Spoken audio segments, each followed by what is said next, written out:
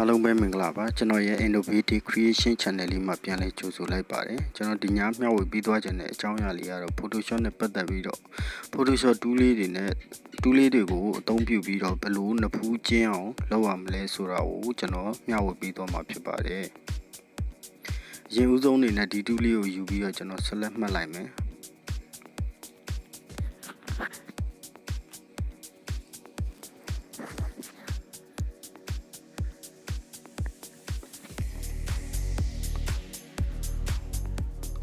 ဒီလိုဆက်လက်မှတ်ပြီးဆိုရင်တော့ကျွန်တော်တို့ Ctrl J နဲ့ပွားလိုက်ပါဖြစ်ပါတယ်။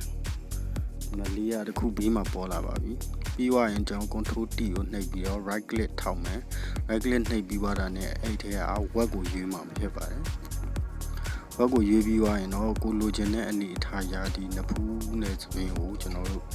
လိုက်ရွှေ့ပြီးတော့ထားလိုက်မယ်။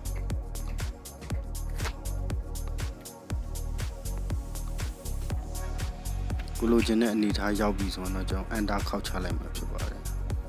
ဒါဆိုတော့ကျွန်တော်နှစ်ဖူးလေးကျင်းသွားပြီဖြစ်ပါတယ်။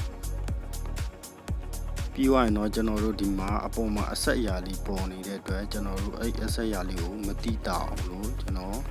မတ်အုပ်လိုက်ပါတယ်။မတ်အုပ်ပြီးတော့ brush ရွှေ့ပြီးတော့ကျွန်တော်အဲ့အဆက်နေရာလေးကိုလိုက်ပို့လိုက်တာဖြစ်ပါတယ်။အားလုံးပဲကျွန်တော် channel လေးက Photoshop နဲ့ပတ်သက်တဲ့အကြောင်းအရာလေးတွေကိုမျှဝေပေးနေတာဖြစ်လို့ကျွန်တော် channel လေးကိုlike and subscribe လေးလုပ်ပြီးတော့အားပေးထားကြပါဦး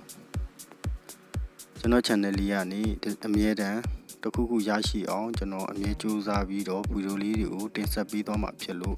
ကျွန်တော် channel လေးကို like and subscribe လေးလုပ်ပေးထားကြပါဦးလို့တောင်းဆိုချင်ပါတယ်ဒါဆိုရင်တော့ကျွန်တော်တို့နှစ်ဖူးကျင်းသွားပြီဖြစ်ပါတယ်နှစ်ဖူးပြောင်းနေတဲ့ဓာတ်ပုံလေးဆိုရင်ဒီလိုမျိုးနီလန်းလေးနဲ့ကျွန်တော်တို့လုပ်လို့ရပါတယ်ပြီးသွားပြီဆိုရင်တော့ကျွန်တော်တို့ဒီမျက်ခုံးလေးတွေကိုကျွန်တော်ဘယ်လိုမဲမလဲဆိုတာကိုကျွန်တော်ပြပေးမှာဖြစ်ပါတယ်ဒါတော့ကျွန်တော်တို့အပြင်မှာဆိုတော့မျက်ခုံးမွေးဆွဲတယ်လို့ပေါ့နော်ဒီ tool လေးကိုကျွန်တော်တို့ယူလိုက်မယ်ပြီးသွားရင်ဒီ tool လေးယူပြီးသွားရင်ကျွန်တော်ဒီနေရာမှာအရောင်လေးတွေကအဖြူနဲ့မဲဖြစ်ဖို့လိုပါတယ်ပေါ်မှာအမဲရောင်အောက်မှာအဖြူရောင်ထားပြီးတော့ကျွန်တော်တို့ဒီနေရာလေးကိုလိုက်ပြီးတော့မယ်ဒီတိုင်းဖိမယ်ဆိုတော့ကျွန်တော်ဖြူသွားမှာဖြစ်ပါတယ်အဲ့တော့ကျွန်တော် order လေးထောက်ပြီးတော့ဖိလိုက်တော့မဲသွားပါပြီ order လေးကိုဖိပြီးတော့မဲချင်တယ်ဆိုရင် order လေးကိုဖိပြီးတော့ကျွန်တော်တို့မဲလို့ရပါတယ်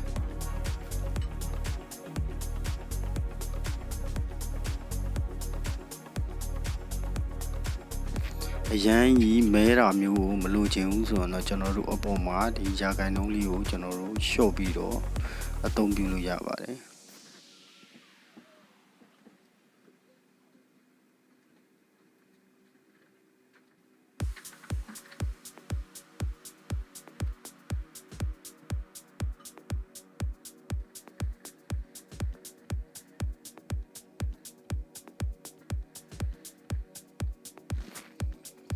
ဒါဆိုရင်တော့ကိုလိုချင်တဲ့လောက်လေးကိုကျွန်တော်တို့ချိန်ညှိပြီးတော့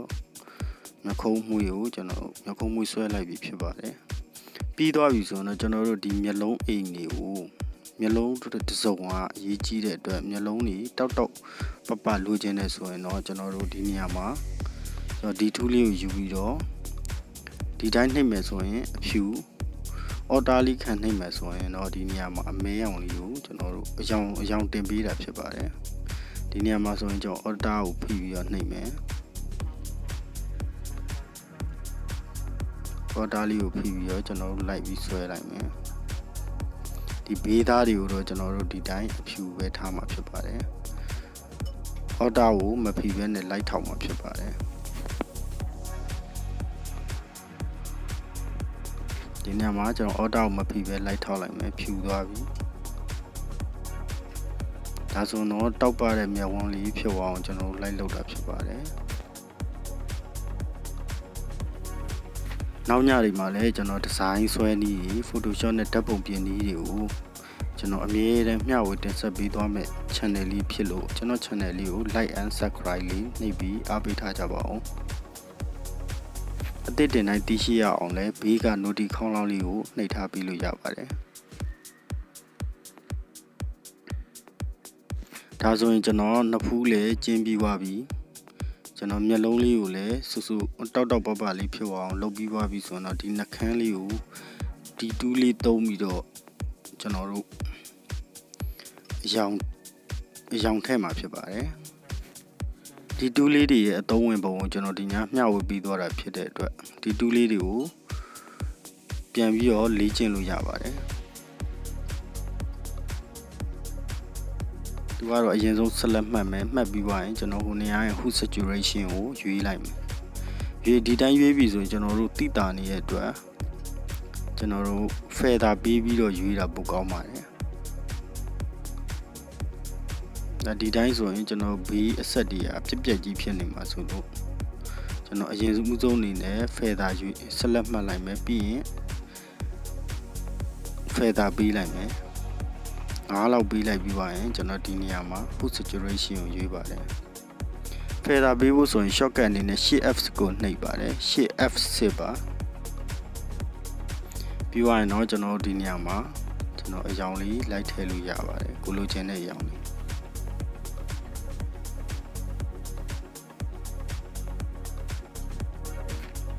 ဒါဆိုရင်တော့ကျွန်တော်တို့နှစ်ဖူးကိုလည်းကျင်းပြီးသွားပြီမျက်လုံးလေးကိုလည်းတောက်ပအောင်လုပ်ပြီးသွားပြီမျက်စံတွေကိုလည်းကျွန်တော်တို့မဲပြီးသွားပြီနှာခမ်းလေးတွေကိုလည်းကျွန်တော်တို့အယောင်ဆိုးပြီးသွားပြီဖြစ်ပါတယ်ဒါဆိုရင်တော့ကျွန်တော်နှပ်ပုံကိုရှင်ပြီးတော့ကြည့်လိုက်ကြရအောင်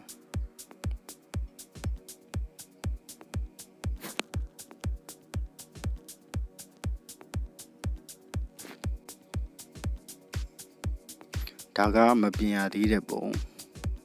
ဒါကပြင်ပြီးသားပုံပါ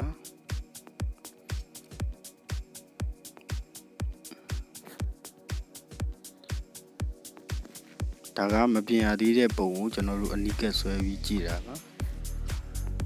ဒါကပြင်ပြီးသားပုံပါဘာကွာသွားလဲဆိုတော့ကျွန်တော်နှစ်ဖူးတွေကွာသွားတယ်မျက်လုံးအရောင်တွေကွာသွားတယ်မျက်လုံးတောက်ပမှုတွေကွာသွားတယ်နှာခမ်းတွေကွာသွားပါတယ်ဓာတ်ပုံပြင်မယ်ဆိုရင်ဒီနီလန်းလေးတွေကလည်း Photoshop ကိုင်းတဲ့လူတွေအတွက်ဒီနီလန်းလေးတွေကလည်းမတိမဖြစ်သိဖို့လိုအပ်ပါတယ်အဲအကြောင်းမလို့ကျွန်တော်ရဲ့ဒီ channel လေးကနေအမြဲတမ်း Photoshop နဲ့ပတ်သက်ပြီးတော့တစ်စုံတစ်ခုရရှိစေမယ့်အကြောင်းအရာလေးတွေကိုအမြဲတမ်းမျှဝေပေးတော့မှာဖြစ်လို့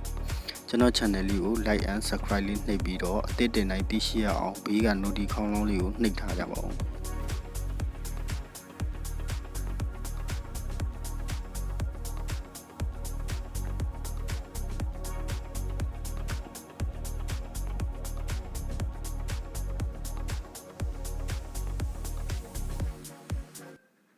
အားလုံးဒီထူးလေးတွေကိုလိုက်ပြီးတော့ကျွန်တော်ဗီဒီယိုလေးကိုကြည့်ပြီးတော့ like လုပ်နိုင်ပါတယ်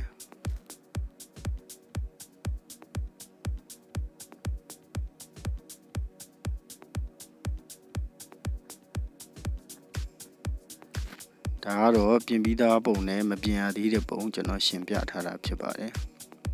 ပြင်ပြီးသားပုံကနှစ်ဖူးလေးလည်းကျင်းသွားတယ်မျက်လုံးလေးလည်းပိုတောက်သွားတယ်နှာခမ်းလေးကိုလည်းကျွန်တော်တို့အယောင်မိန်လေးဆိုးထားလိုက်ပါတယ်